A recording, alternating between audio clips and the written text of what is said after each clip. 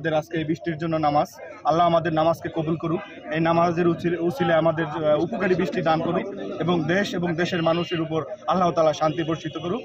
কালীন নামাজ, এই নামাজ পড়ে খুব ভালোই লাগলো। আল্লাহর কাছে আমরা কায়মানা বাক্যে দোয়া করতে পেরেছি।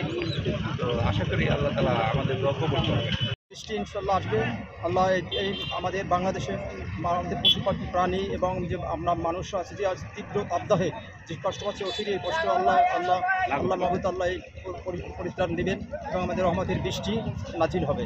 ইস্তেসকার নামাজের মাধ্যমে আল্লাহর কাছে এই তাপদাহ কমিয়ে দেওয়ার জন্য রহমতের বৃষ্টির প্রার্থনা করছি, যাতে আল্লাহ রাব্বুল আলামিন আমাদেরকে রহমতের বৃষ্টি দিয়ে তাপদাহ কমিয়ে আমাদের প্রাণীকে প্রশান্তির মধ্যে বসবাস করার তৌফিক দেয়। বৃষ্টি প্রার্থনার জন্য নামাজ আদায়ের ব্যবস্থা করেছি। এটা ধারাবাহিকতা শুরু হয়েছে প্রিয় নবী বিশ্বনবী মানবতা নবী রহমাতুল নবী হযরত মুহাম্মদ মুস্তাফা সাল্লাল্লাহু আলাইহি সাল্লামের কাছ থেকে।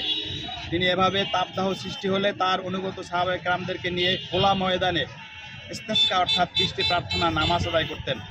আমরা সেই নামাজটি আদায় করে আমাদের প্রিয় মাতৃভূমি তৌহিদের এই ভূমি বাংলাদেশে যাতে আল্লাহ তাআলা তার অবারিত রহমতের বৃষ্টি নাজিল করেন, যাতে আমাদের মানুষ এবং অন্য প্রাণীকুল যাতে স্বস্তি ফিরে আসে তাদের জীবনে, সেজন্য আমরা এখানে বৃষ্টি প্রার্থনা করেছি আল্লাহ তাআলার দরবারে।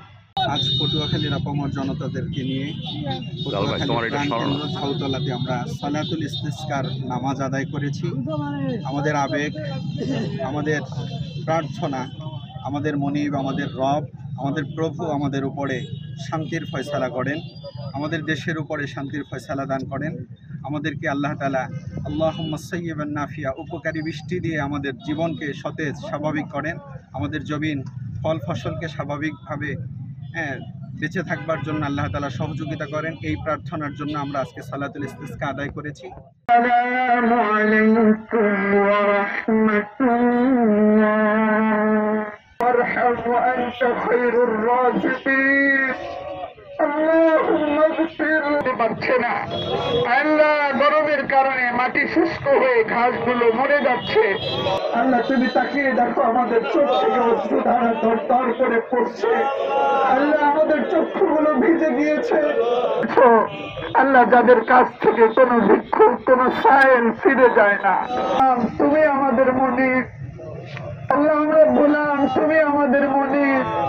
আল্লাহ তুমি আমাদের মাহবুব। আলহামদুলিল্লাহি রাব্বিল আলামিন।